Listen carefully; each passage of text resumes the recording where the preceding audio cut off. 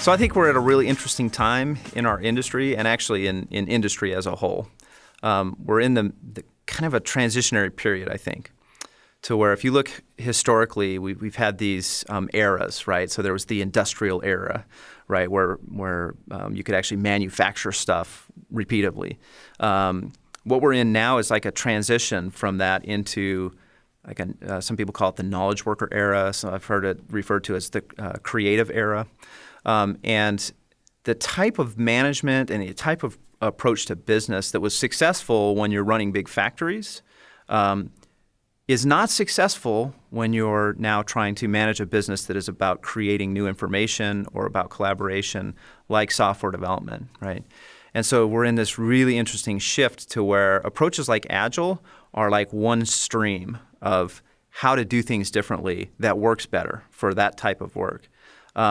There are also additional kind of streams of information or practices or discoveries of patterns that work that are going on in our industry, and that's things like the lean startup movement, which is kind of like extending Agile out a little bit to how we discover the right problems to solve and the right solutions to those problems.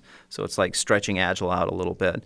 There are also similar patterns that we're discovering in how management works and how leadership works, and what type of management and leadership is really effective when you're trying to manage and lead a company that is doing this type of work, very creative, collaborative work.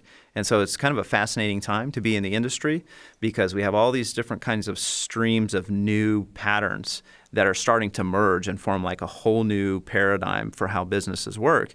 And it's my opinion that new paradigm for how businesses will work is what's going to save the economy, honestly.